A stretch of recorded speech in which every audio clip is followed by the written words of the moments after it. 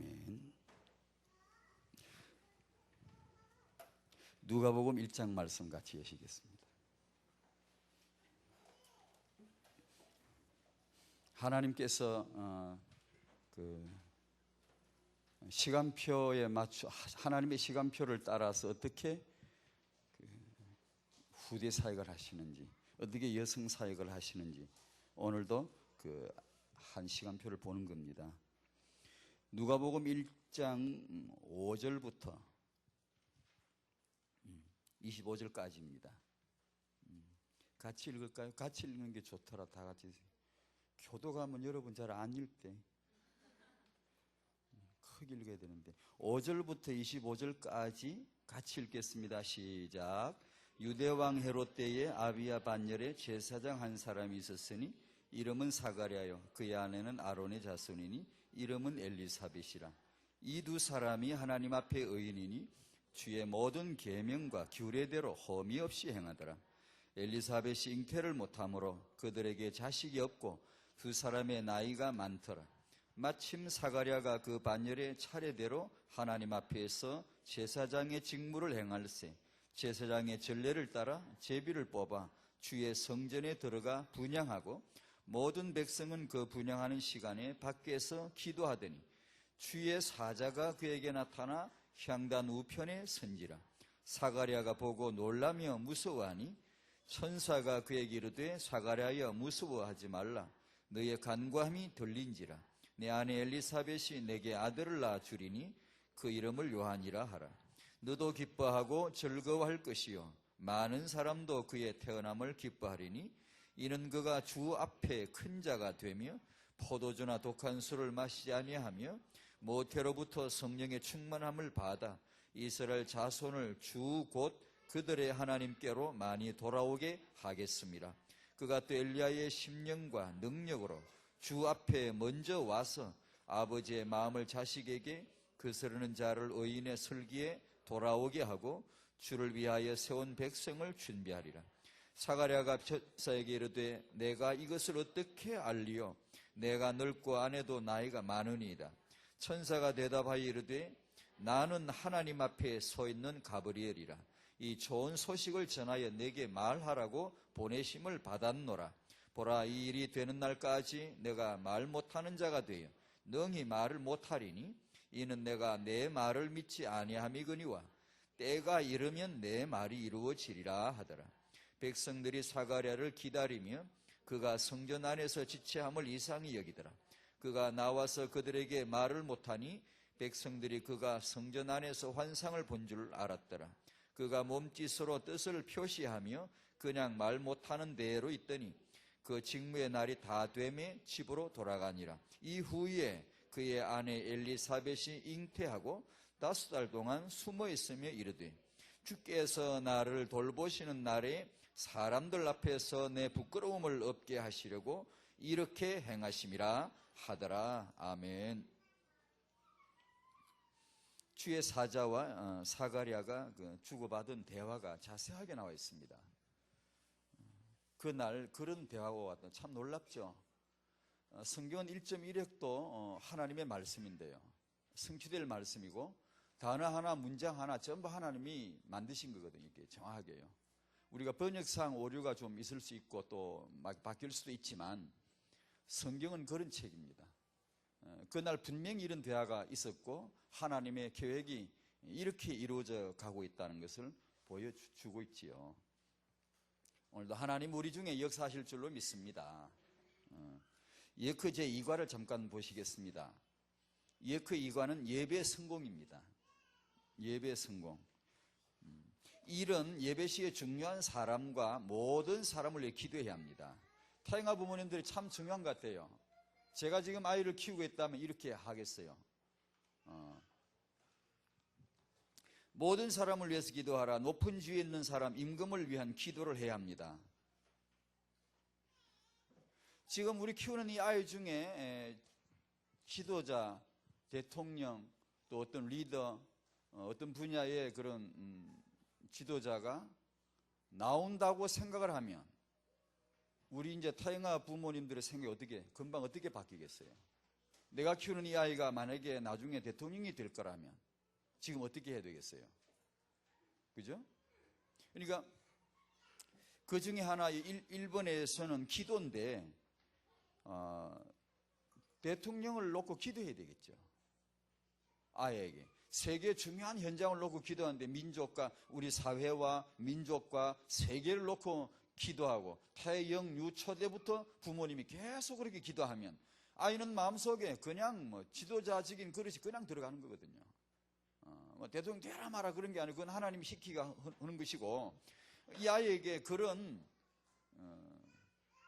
보여줘야 되거든요. 대통령 위해서 기도하는 것보다 욕하는 사람이 더 많죠. 욕하고. 선생님에서 기도 아이하고 같이 기도해야 되는데 선생님은 험담할 수가 많죠. 저 많이 봤어요. 이 젊은 부모들이 선생님 욕하는 거 많이 봤어요. 아이 있는 데서요. 이거는 잘못되는 거예요. 성경은 기도하라고 그랬으니까 그 어린아이 키우시는 부모님들이 유치원 아이 선생님 있으면 그 선생님 이름 불러가면서 기도 같이 하고요. 초등학교 선생님 또 이런 기도자들을 위해서 같이 기도만 계속해도 아이 마음속에 어떤 그 규모 그릇이 들어가겠죠. 참 중요합니다. 어떤 엄마가 자기 아들 군대 가려고 신체 검사를 갔거든요. 교회 와서 어떻게 기도한 줄 아세요? 신체 검사 똑 떨어지게 주시옵소서. 제발 안 되게 주시옵소서. 왜? 군대 안 가요. 안 보내려고. 그러니까 합격이 됐단 말이에요. 그래 군대를 오라 그래서 가게 됐대. 나중에 군대 가게 되니까 뭐라는지 좋은데 풀리게 주시옵소서. 나중에 또 어떤 분은 또 대학 입학할 때 합격하게 도와주시옵소서. 우리도 그렇게 기도를 물론 해야 합니다. 합격하는 게 낫겠죠. 그러나 한번 좀 다르게 생각해 보셔야 돼요. 다르게. 그러니까 전혀 남을 배려하지 않는, 나만 잘 되면 되는 식으로 이렇게 기도를 하는 걸 엄마 아빠 기도를 듣고 자라면 아이가 그건 자기만 알아. 남은 전혀 모른단 말이에요. 예를 들면 이런 두 가지에 그 책에 나오는 얘기인데 골목길에 차가 이렇게 쭉 갑니다. 안에 작은 골목길에서 아이가 막 뛰어놀다가 후딱 나오는 바람에 차하고 어째 탁 부딪힐 뻔했어요. 차에도 손을 탁 이렇게 짚었단 말이에요. 아슬아슬하게 다치진 않고 뭐 부딪힌 것도 없고.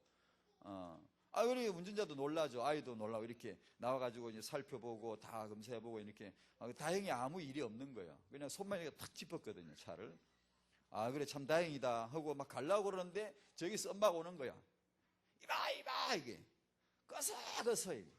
그래가지고 왜 너 아이를 치워놓고 그냥 가냐고. 와가지고는 닭다리를 넣고 그냥 뭐 죽이를 살려고 이런단 말이에요. 얘는 괜찮은데 조금 부딪히거나 했으면 좀 모르겠는데 괜찮단 말이에요. 괜찮은데 이렇게 또 안 괜찮더라도 이제 무조건 대놓고 막 이런단 말이에요. 근데 한 엄마는 또 이렇게 한다. 또 똑같은 어떤 경우인데 쫓아와가지고는 운전자가 차에서 내렸거든. 아유 놀라시지 않았냐고. 놀라셨죠. 우리 애가 여기 갑자기 뛰어나오는 바람에 놀라셨죠. 그런단 말이에요. 그리고 운전자가 저 때문에 아이가 다칠 뻔했는데 다행히 그래도 안 다쳐서 너무 감사합니다. 참 다행입니다. 이런 엄마가 있대요. 앞에 엄마는 한국 아줌마고 뒤에 아줌마는 일본 아줌마들.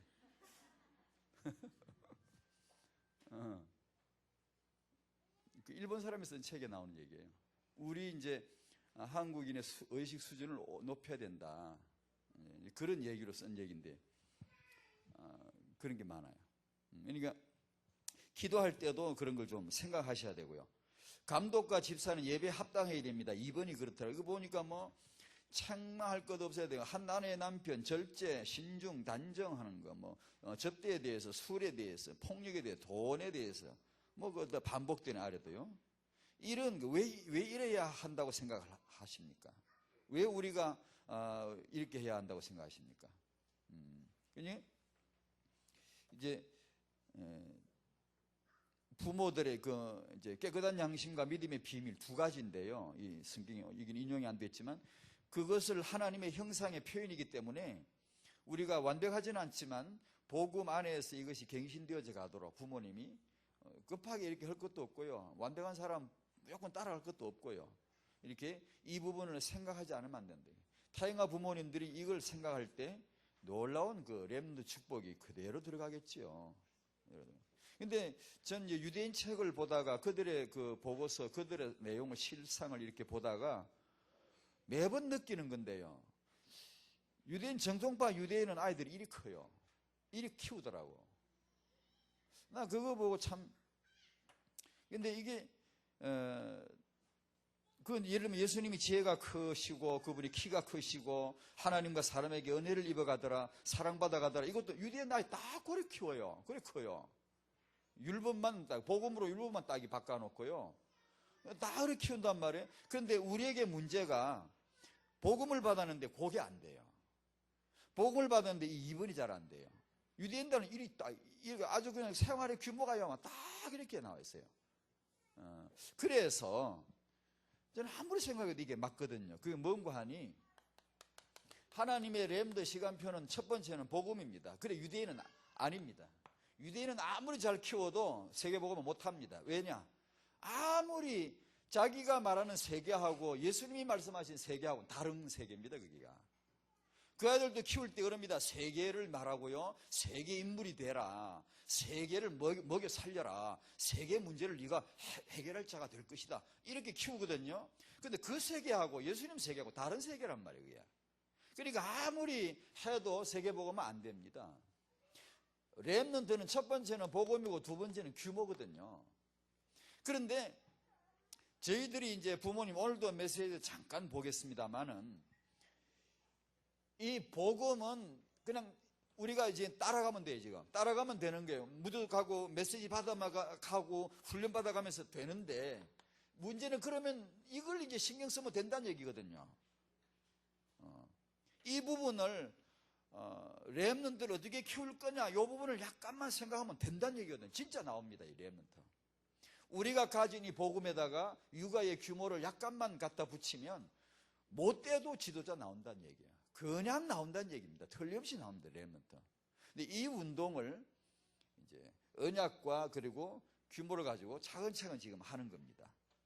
오늘도 그 중에 하나인데요. 한나를 통해서 하나님이 그 시대에 어떻게 사역하셨는가를 보는 겁니다.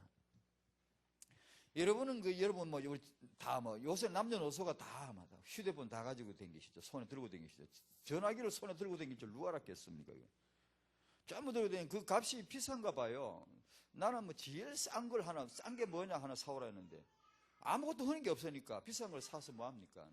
제일 싼 거 찾아가 하나 사오라 했는데 그게 얼마인지 10만 원, 20만 원, 30만 원 이렇게 가격이 있죠. 가치를 매기겠죠. 가치를. 그래 가만 생각하니까 내 가치는 거예요. 나는 값이 얼마나 될까? 나는 다 이것도 스피커도 가치가 있고 값이 있고 마이크도 값이 있고 다 비싼 게 되게 일반적으로 비싼 게 좋은 겁니다. 무조건 그런 건 아니지만 싼 건 좀 품질이 떨어지는 거고. 그럼 나는 값이 얼마나 될까 싶어 생각해요. 그것은 창세기 1장 27절에 나는 첫 번째는 창조된 존재네. 창조된 존재. 놀랍게도 하나님은 나를 하나님의 형상대로 만드셨네요. 하나님은 자신의 형상을 아무것도 빗대지 말고 만들지도 말고 아무 형상화하지 말라고 하시는데, 하나님은 자기 스스로 자기 형상을 만드셨어요. 가장 자기 닮은 그냥 그야말로 하나님다운 존재로 가치를 부여하고 말이에요. 나 없어도 하나님 대리 역할 시킬 만큼 위대한 존재로 말이에요. 하나님이 마음 잡수고 딱 하나 만드셨는데 그게 나란 말이에요. 인간이란 말이에요. 정말 나는 하나님의 형상대로 지어진 존재구나. 여기 내 가치가 있는 것이구나. 이거 하나만 발견해도 성경 은혜 받아도 다 됐지 뭐 더 복 받고 싶습니까? 더 얼마나 출세하고 싶습니까? 그거 하나만 깨달아도 인생은 이미 발견된 것이죠. 됐지 않아요? 우리가 뭘 얼마나 더 돼야 되겠어요? 난 하나님의 형상이구나. 이게 내 가치구나. 그 다음 내 가치는 창조적인 존재로 만들어주신 겁니다, 하나님이. 여기는 남자와 여자 결혼해서 부부를 말하고, 여기는 아버지, 어머니, 부모, 후대를 말합니다. 이것이 나의 가치란 말이에요. 인간의 가치란 말이에요. 남자, 여자의 가치란 말이에요. 하나님 닮았고 하나님 닮은 인간을 창조해낼 수 있다는 것이죠. 하나님은 그래서 오늘도 본문에 보면 사가랴가 나오고 여자가 엘리사벳이 나옵니다. 그 남자가 나오고 여자가 나옵니다. 왜냐? 하나님이 이 남자 여자를 통해 지금 역사하시려고, 하나님이 자기 닮은 형상을 통해서 하나님 자기 일을 하시려고, 하나님이 오늘 이 엘리사벳 여자를 통해 무슨 자기 일을 하셨는가, 그걸 보는 겁니다. 그게 후대고 오늘 우리를 통해 하시고 싶으신 사역이다, 그 얘기죠. 그러니 엘리사벳,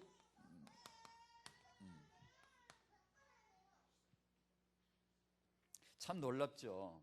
우리 이제 이 여성 시리즈를 해오니까 특히 이제 여성분들의 강조를 합니다만, 여성분들의 자기 정체의 성을 꼭 발견하셔야 되죠.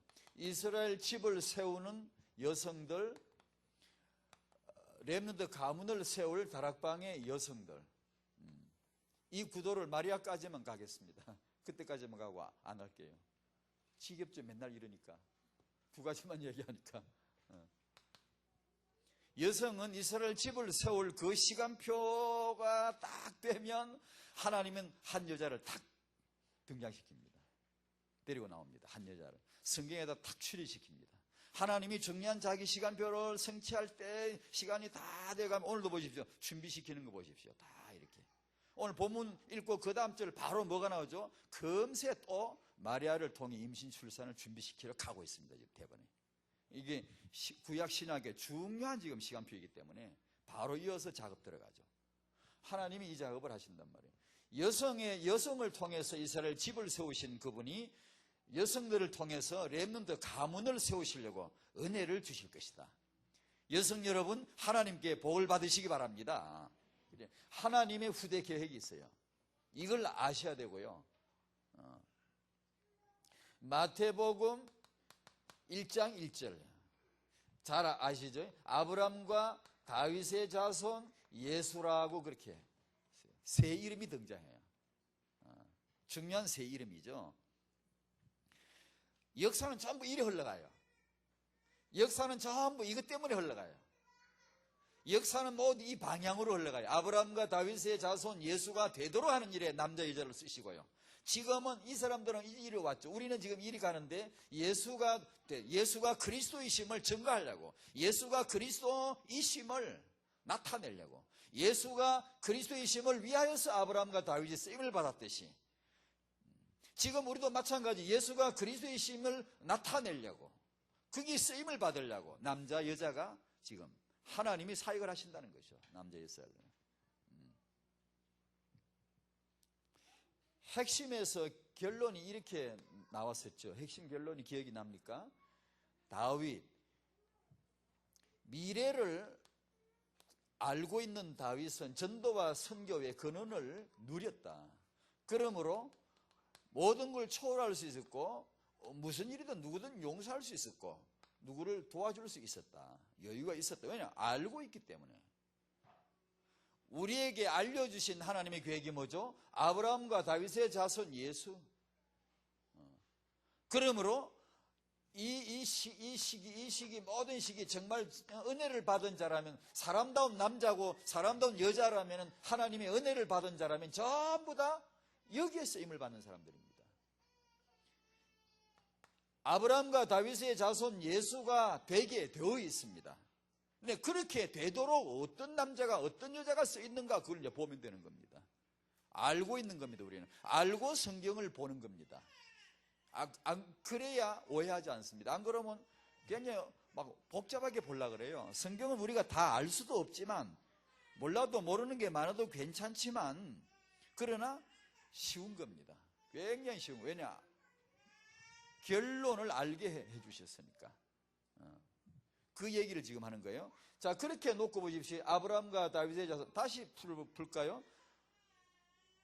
예수님은 누구의 후손으로 오시게 되어 있습니까? 빨리 대답하시라고요. 예수님은 누구의 후손으로 오시게 되어 있습니까?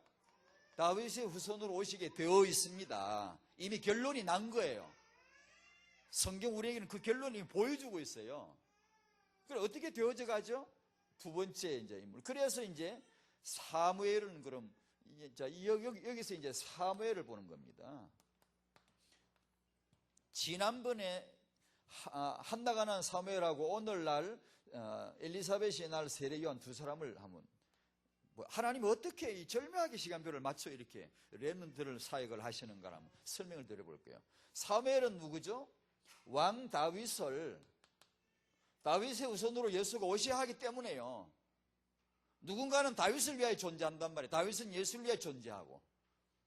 사무엘은 뭐죠? 왕 다윗을 이 아이가 왕이요, 이 사람이 왕이요 라고 기름을 부을 자로 예비되어지는 마지막 사사예요. 사사시대의 마지막 사사예요. 사사시대 끝내고 왕정시대에 들어가야 되는데, 왕으로 세워야 되는데, 이 사람이 왕이요 라고 기름을 부을, 다윗에게 기름 부을 자로 예비되어진단 말이에요. 세례요한이 누구죠? 이와 같이 한번 비교해 보십시오. 왕 되시는 예수님에게 요단강에서 세례를 베푸심으로 이분이 왕이요, 이분은 메시아시요 라는 것을 세상에 첫 음성으로 터뜨릴 자예요. 메시지를 할 자예요. 이분은 왕이란 말이요. 이분에게 세례를 베푸심으로 이분이 하나님의 어린 양이시라고 이게 세상에 처음으로 알려주게 될 마지막 선지자란 말이에요. 율법과 선지자는 요한의 때까지요. 누가복음 16장 16절에 그랬어요. 마지막 선지자란 말이에요. 선지자의 메시지가 뭐였죠? 엘리야가 뭘 말하느냐? 예수 오실 거라는 거 아닙니까?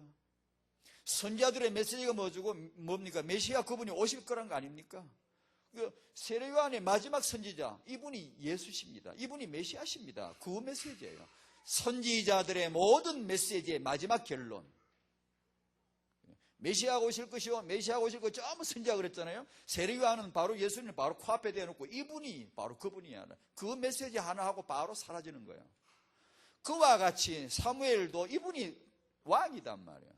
하나님이 택하신 왕이고 하나님의 마음에 맞는 왕이고 그리스도를 모형하는 유일한 아주 가장 적합한 왕이 이 왕이다라는 것을 기름을 부어서 딱 세워놓고 사무엘 사명은 그게 절정이죠. 그를 위해서 이렇게 예비를 하시죠. 이 렘넌트를 위하여 하나님은 한나 사역을 하시는 것이죠. 그죠? 이 렘넌트를 위하여 하나님은 엘리사벳 여성 사역을 하시는 것이죠. 정확하다고 저는 믿습니다. 지금 이 시대에 하나님은 렘넌트를 내시기 위할 때 다락방에 여성들을 사역하신다고 믿습니다. 여성 캠프, 어머니 캠프 필요합니다. 앞으로 더 구체화될 겁니다. 이게 더 구체적으로 나올 것이고 다락방에 여성들을 전부 세워야 됩니다. 하나님이 이 언약의 시간표 안에서 여성들을 제대로 언약 보도록 렘넌트 보도록만 해주면 이 두 가지를 갖추면은 이건 사실 우리는 너무나 큰 특혜를 받았다고 봐요. 이제 이쪽만 조금만 부모 역할이 뭐지?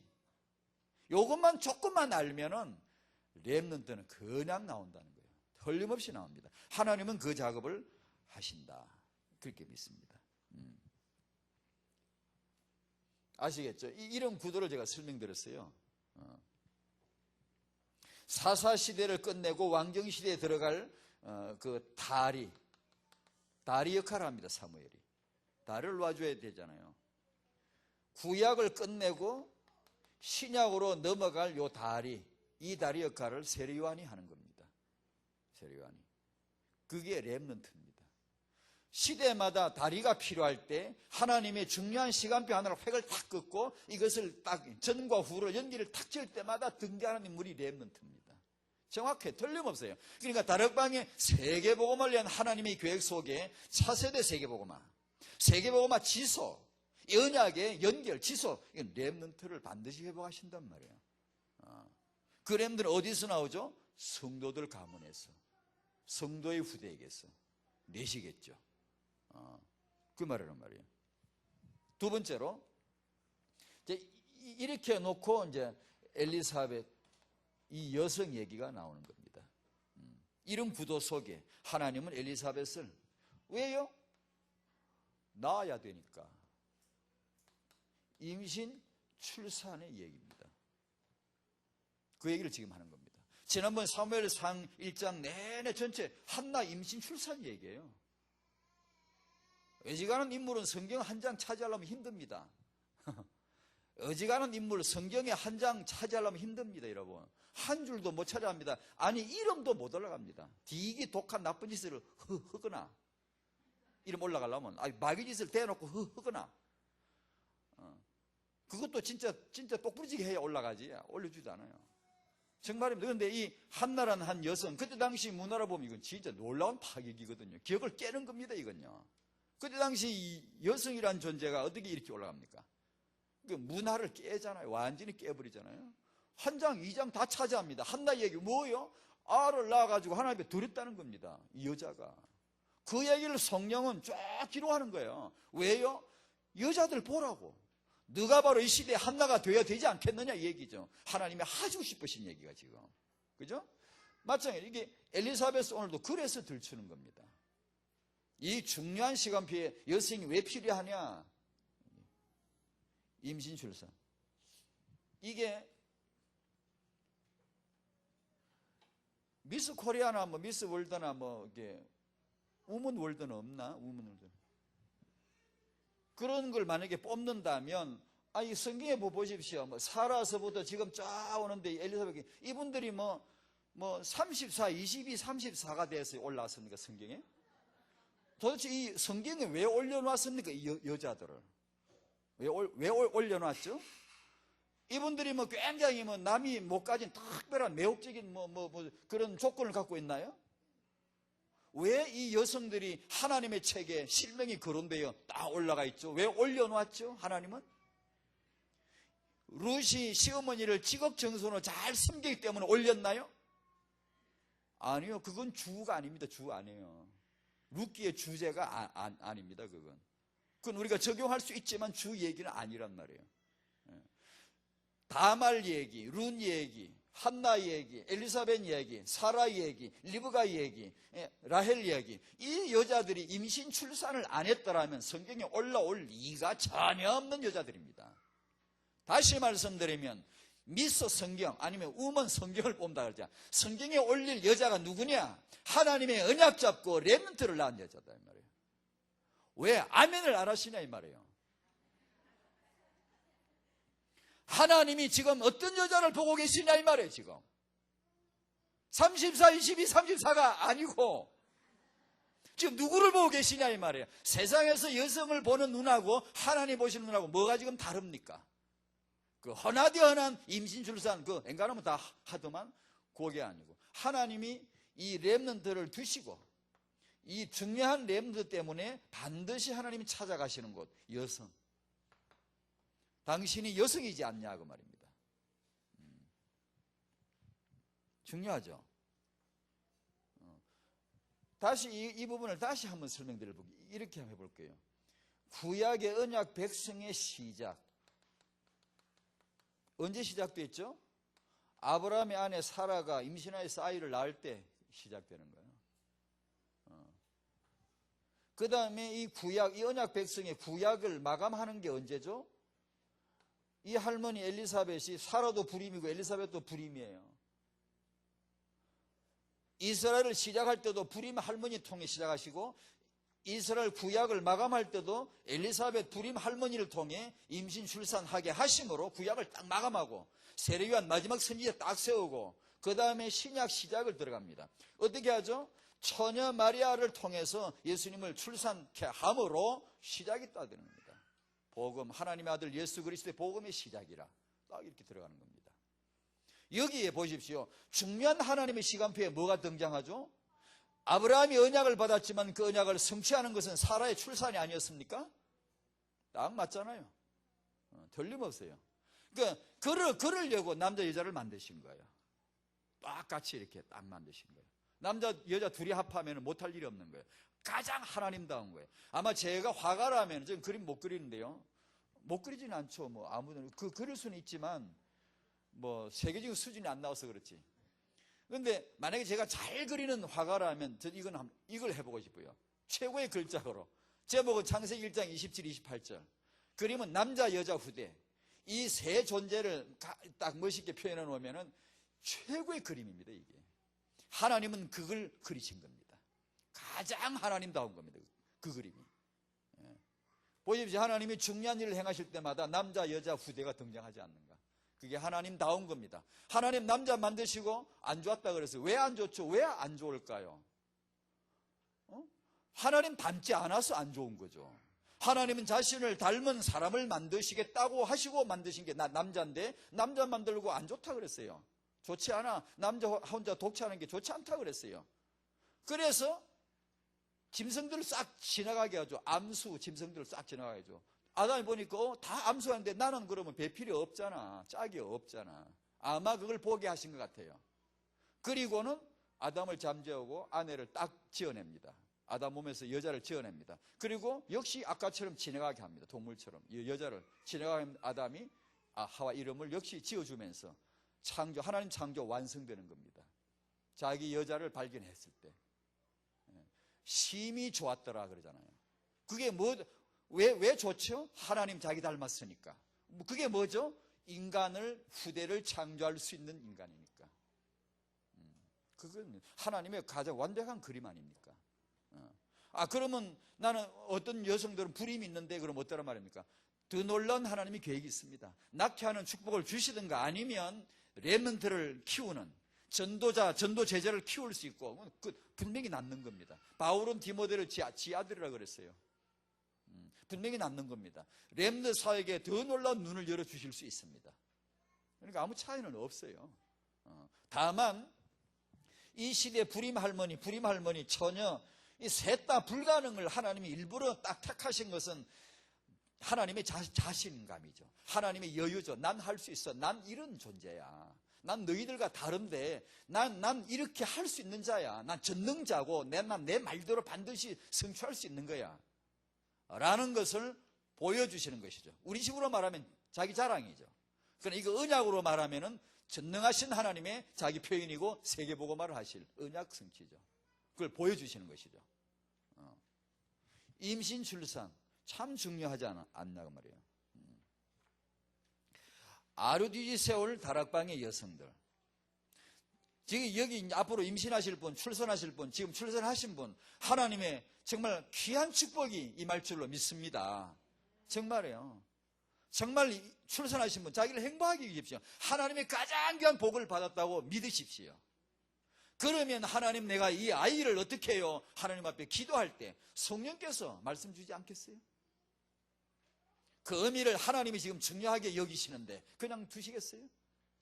우리 중심이 그 언약에 집중되지 않아서 그렇지, 만약에 정말 내가 하나님의 여자라는 걸 안다면, 내가 하나님의 렘넌트를 지금 낳았다는 걸 안다면 그 기도와 그 성령 인도가 왜 없겠어요? 뭔가 말씀을 주시지 않겠어요? 은혜 되게 하고 힘나게 하고 의미 있게 하고 보람 있게 하고 하지 않겠어요? 행복이 되겠죠. 임신 출산의 여성의 복이 뭐죠? 예수님을 위하여 임신할 수 있다는 거죠.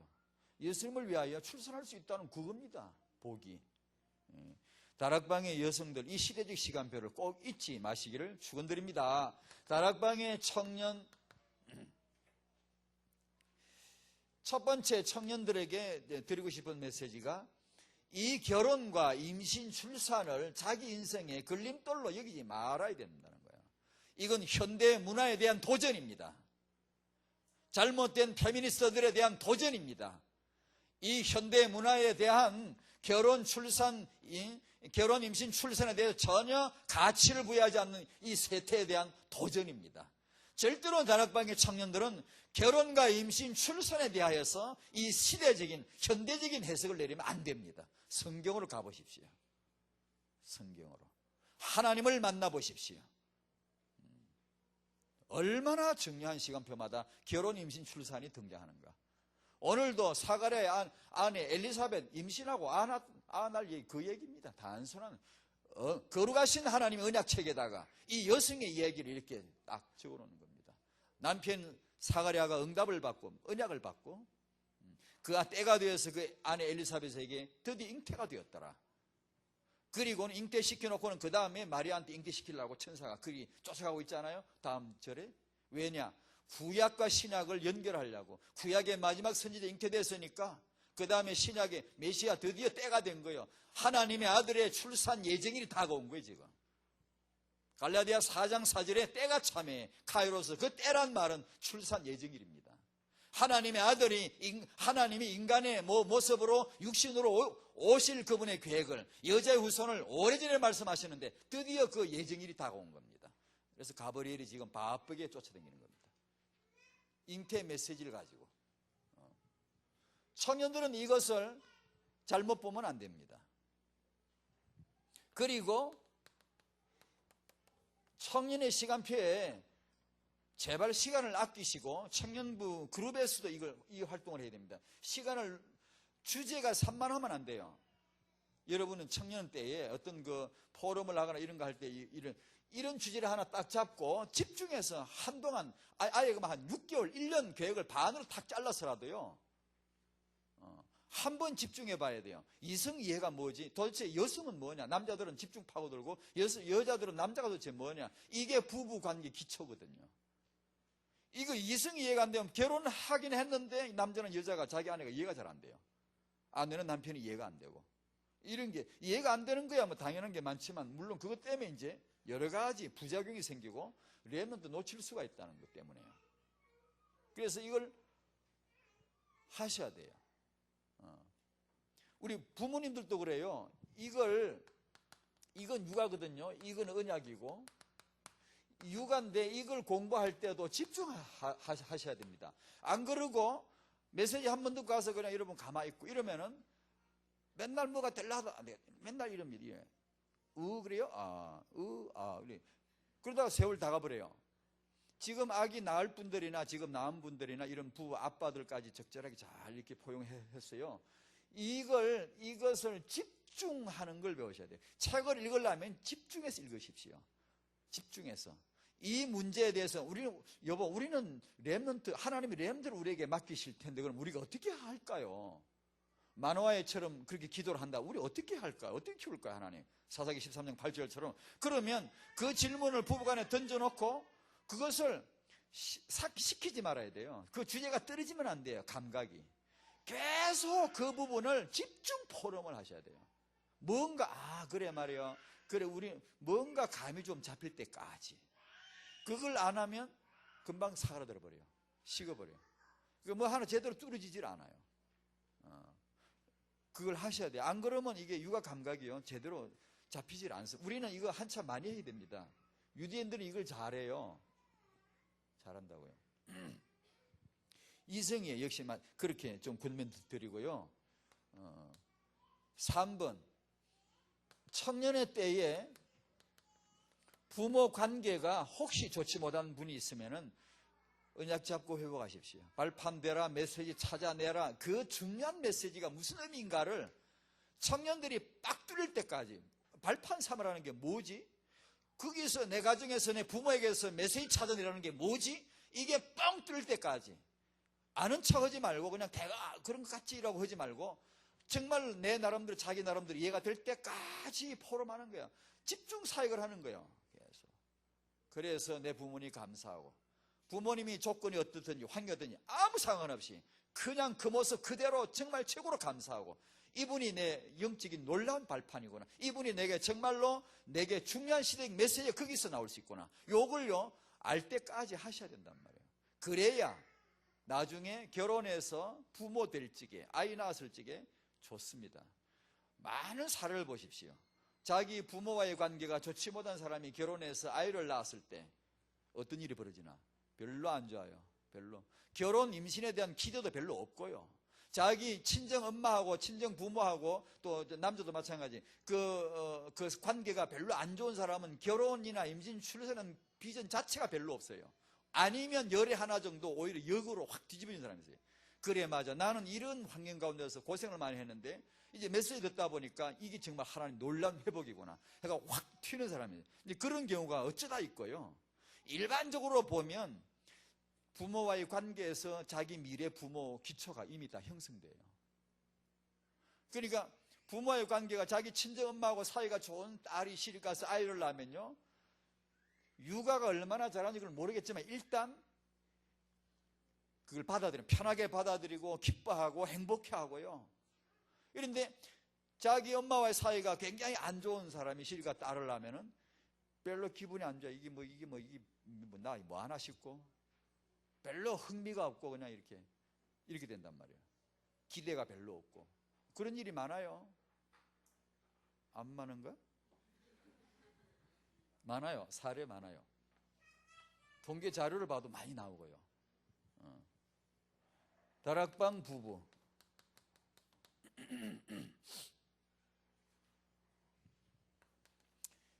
전 잘 모릅니다. 모르는데 이제 이런 걸 보다 보니까 이런 말도 할 수 있게 됐어요. 저는 이런 방면에 모르는 사람인데 임신의 이유를 하나님이 꼭 들고 오십니다. 그래서 제가 이런 말씀드리는 게 저는 참 몰라 이런 거요. 모르는데 죄송합니다만은 임신의 이유를 알아야 돼요. 왜냐? 하나님이 그걸 굉장히 중요하게 여기시니까요. 중요하게 여기시니까요. 다시 말하면 막연하게 임신하는 거 안 좋아요. 아까 말씀드린 대로 인간관계가 안 좋은 가운데서 임신하는 거 아주 안 좋아요. 예를 들어 남편하고 관계가 안 좋다. 사이가 별로 안 좋다. 그런데 그 아이를 임신했다. 그러면 임신한 게 별로 기분이 안 좋아요. 시집하고 관계가 굉장히 안 좋다. 그런데 임신하면 저 집 씨를 내가 갖고 있다는 것 자체가 기분이 안 좋아요. 그런 사례 발표는 너무 많아요. 그러니까 그렇게 되면 그 임신부나 그 아이에게 어떤 영향이 끼친다는 걸 뻔히 잘 알잖아요. 그럼 아주 좋지 못한 환경, 영향이 계속 끼쳐지겠죠. 그러니까 이런 임신의 이유를 알고 미리 준비를 하셔야지. 되게 이렇다 그럽니다. 저도 뭐 남자로서 잘 둔감합니다만은 참 둔감했어요. 그런데 나이가 들수록 예민해지지 왜? 젊어서 좀 뭘 알아야 되는데 맨날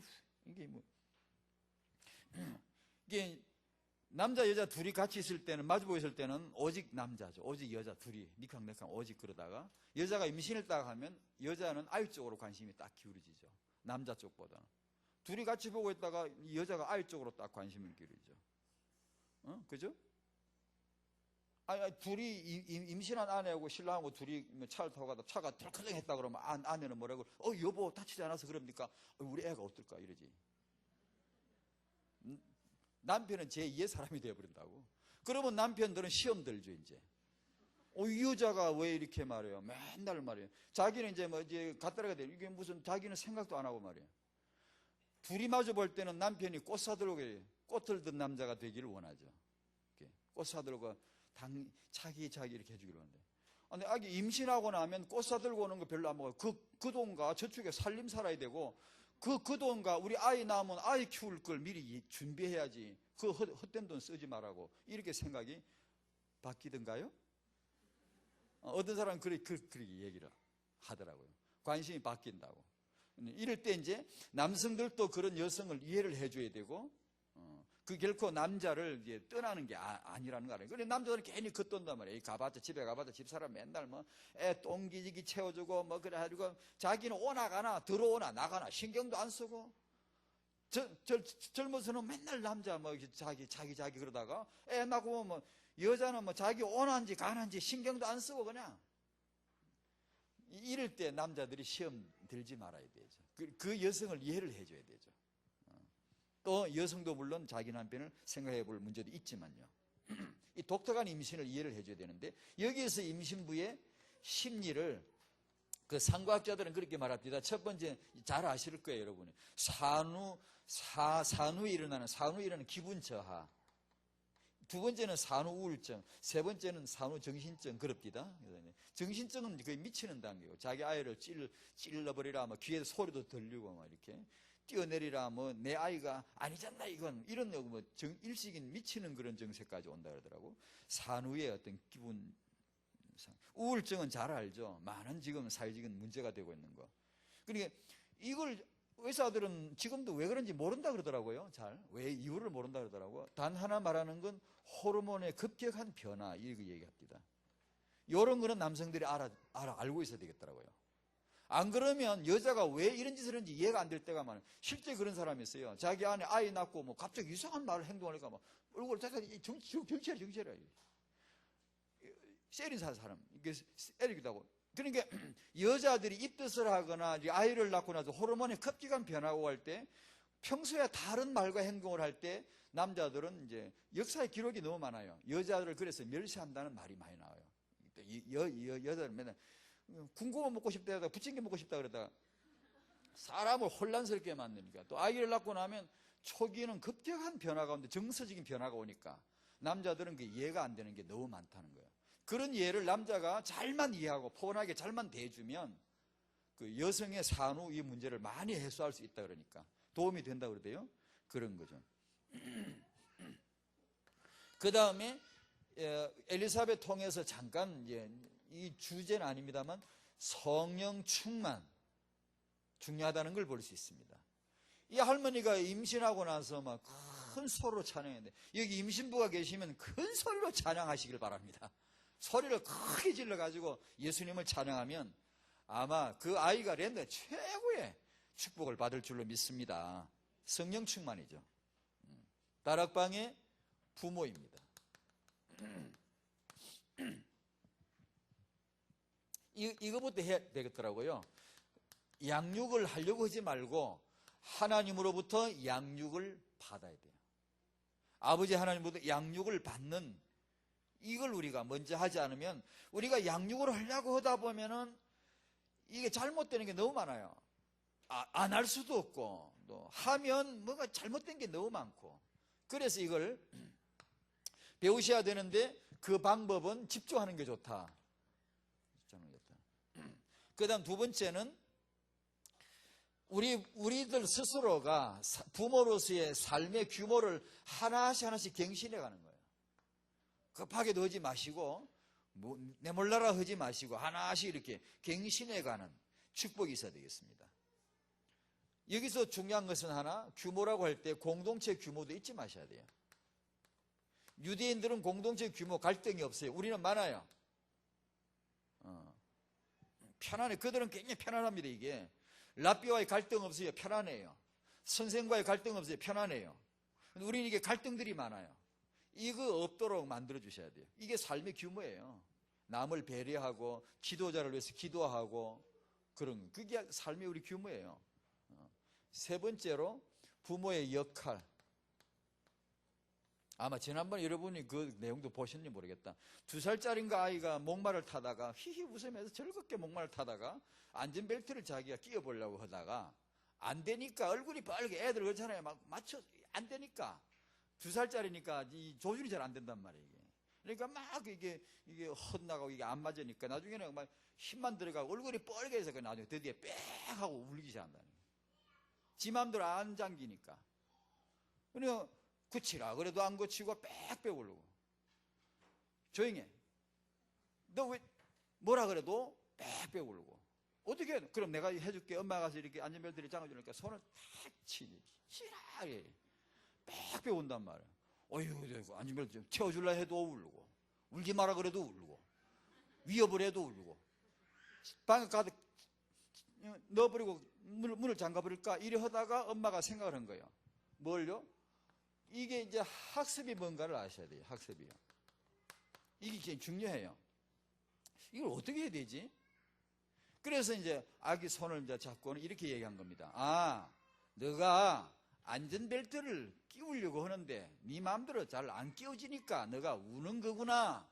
이랬다. 그러니까 애가 또 하더니만 울음을 딱 그치고 또 재밌게 그래 금세 노는 거야.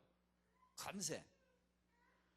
그거 보십시오. 그게 2살짜리 아이에게 맞기에 그게 사춘기 클리는 다 똑같은 얘기거든요. 이게 어떤 대화법이거든요. 그게 만약 그 아이 그런 식으로 크는데 그런 식으로 우리가 아이 사정을 모르고 또 아이는 엄마 사정을 이해를 못하고 이렇게 그게 1년, 2년, 5살, 6살, 10살 이렇게 20살 큰다고 생각해 보십시오. 여기서 그 아이가 그 지도자의 그 어떤 그 그릇이 굉장히 차이가 납니다. 사람이 갖추어지는 그릇이. 그래서 이것을 부모님들이 학습을 하셔야 됩니다. 이걸 꼭 학습을 하시면 어떤 좋은 책을 하나 선택하면 하셔가지고 그걸 공부하시면 취사 선택도 하시고 뭐 다 따라하라는 게 아니고 좋은 것은 포럼 집중하면서 계속. 그러나 이렇게 권해드리고 싶어요. 제가 부족해서 그런지 모르지만 이 육아할 때 사용하는 언어, 전에 그 여러분이 했던 올여름 성경학교 때 했던 그 부모가 널 이기는 방법이 있잖아요. 넌 아직 어리니까 잘 모르잖아. 난 다 알아. 내가 시킨 대로 하면 돼. 너 커보면 다 알아. 우리가 늘 그렇게 말하죠. 어린아이를 훈계하고 막 설득할 때. 부모가 늘 부모 뜻대로 하는 거죠. 나 어려서 몰라 그렇지 다 널게 하는 소리야. 커보면 다 알아. 이런 식으로 자꾸 막무가내 부모 뜻대로만 하려고 그러죠. 안 된다. 그래 키우면은 아이는 정말 한 사회인으로서 그릇이 안 갖춘단 말이에요. 그 다음에 하나는 아이 뜻대로 그냥 되는 거 있죠. 아이 뜻대로. 맞아. 아이를 사랑한다는 뜻으로 아니면 아이 중심으로 키워야 된다는 뜻으로 해가 그냥 아이에게 져주고 맨날 아이 뜻대로. 이것도 이게 사람 키우는 게 아니다 이건. 이러면 더 안 좋은 것은 평소에는 아이 뜻대로 하게 냅둬요 그냥. 맨날 져주다가 부모 자기가 기분이 안 좋을 때가 있어. 지가 기분이 썩 되게 안 좋을 때가 있어. 그럴 때 아이가 안 좋은 짓을 할 때 다른 때는 가만뒀다가 어느 날은 그냥 잡네 이제 또. 지가 성질나니까. 요거는 진짜 안 좋은 방법이에요. 아주 그거는 뭐 진짜 안 좋은 방법이에요. 그런데 저하고 집사람하고 가만히 얘기해 보니까 우리가 이게 얼마나 많은지 몰라요. 솔직히 말해서 이게 깔려 있어요. 아이 키울 때 보면 내 커보면 다 알아. 다 뭐 우리만큼 너를 사는 사람이 누가 있냐. 그게 쓸데없는 소리예요.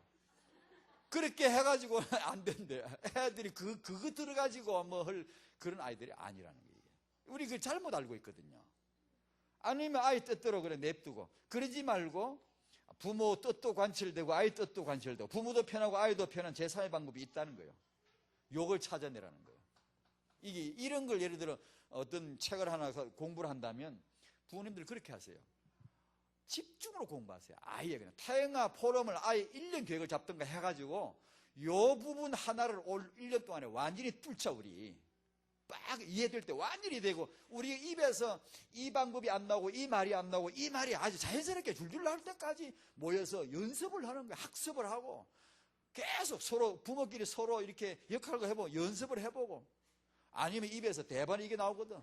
딱 나옵니다. 틀림없어요. 이게 지금 무슨 말인가를 몰라서 여러분이 가만히 있지 자세히 알고 보면 진짜 다 자기 얘기입니다. 이게 지금. 그게 학습이 필요하다. 너무 억울한 것은요. 여러분 우리 복음 가진 이 좀 뭔가 긍지가 필요한데요. 참 이게 우리가 한이 있죠. 한이. 이게 어떤 그 긍지가 필요한데요. 복음을 가진 우리로서는요.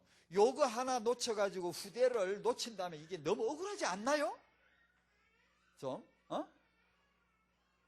억울하지 않나요? 우리가 이걸 가지고 있는데 이거 때문에 이걸 놓친다면 너무 억울하지 않냐고요. 언약이 없거나 있어도 희미한 사람이라도 이걸 제대로 가진 사람은 부분적이지만 자식이 복을 받아요. 유대인. 만약에 다윗이 가진 신앙 10분의 1만 가진 어떤 부모라도 이걸 알았더라면 훌륭하게 키울 수 있어요. 그러면 불신자들, 인본주의자들 말할 때 이건 아무 소용없고 이것만 있으면 되는 뜻이냐? 우리는 그런 건 벗어났잖아요, 이미요. 그건 초월했잖아요. 완전 복음 이것이 절대적인 하나님의 언약이면 우리는 완전히 믿었잖아요, 이제요. 그런 말에 유혹될 수 없잖아요, 우리 이제. 다 알잖아요. 그럼 우리는 이 시간 여기 딱 가야지, 이제. 요거 하나 조금만 보면 되는데, 왜 집중을 안 하냐, 이거죠. 조금만 이거 학습하면 되는데, 지금. 부모님들이 모여가 이거 포럼하고요. 은혜 아래서 조명받으면서요. 이거 진짜 중요합니다. 이거 조금만 하면 렘넌트 그냥 나옵니다. 세계복음화 리더들 그냥 나옵니다. 틀림없어요, 이건요. 아무리 자다 생각해도 맞아. 뻘떡 일어나면서 맞습니다, 주여. 조부모님들.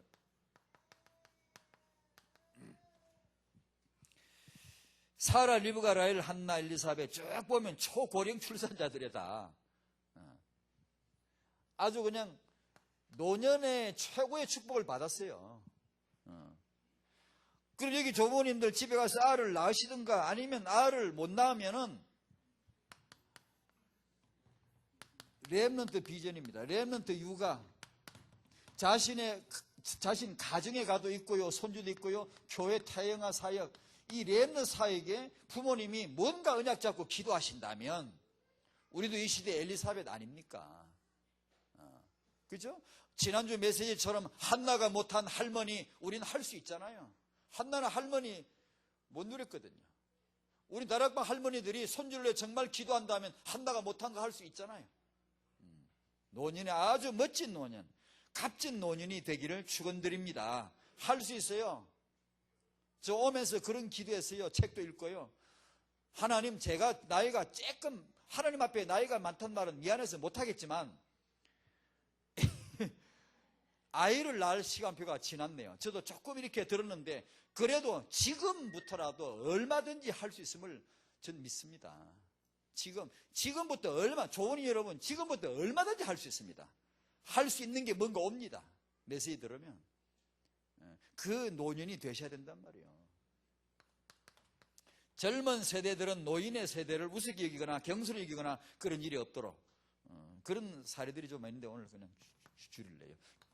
결론에서 지금까지 메시지 전체 내용입니다. 오늘 이런 하나님의 사역을 놓고 보면 구약과 신약을 연결하는 다리로서 하나님은 렘넌트를 구성하셨어요. 다락방의 렘넌트는 세계복음화를 위한 지속의 비밀입니다. 하나님 다리입니다. 다리. 유목사님의 그분의 언약을 다음 세대 렘넌트에게 옮기다 놓는 이 다리 역할을 부모님들이 하셔야 됩니다. 우리는 유목사님 같이 큰 그릇이 혹시 못 된다 할지라도 괜찮습니다. 그분의 메시지, 그분이 주신 그런 메시지와 언약의 규모를 붙잡고 기도하면서 우리 후대에게 이것이 되어질 수 있도록 응답으로 누려질 수 있도록 그런 렘넌트를 목표한다면 한나는 목표했더라고요. 나실인 낳게 해줄게요. 그런 응답을 받은 여자가 아닙니다. 지가 지 입으로 나실인 만들겠다고 자기가 서운했어요. 다락방 엄마들이 렘넌트를 서운하면 안 됩니까? 왜냐? 이 시대에 필요한 거니까. 내가 이 렘넌트 다리가 되겠습니다. 서운하면 안 되겠습니까? 그렇게 해서 하나님이 정말 하시고 싶으신 이 시대 복음운동, 세계복음화 지속운동 응답 누릴 수 있도록 하나님의 축복 받으시기를 축원드립니다. 기도하겠습니다. 하나님 감사드립니다. 하나님이 꼭 이루실 계획, 다락방의 렘넌트 시간표 성취될 것, 그리고 우리 각 성도님들의 기도, 각 교회의 기도대로 말씀 주사 응답하여 주시옵소서. 예수님의 이름으로 기도하옵나이다. 아멘.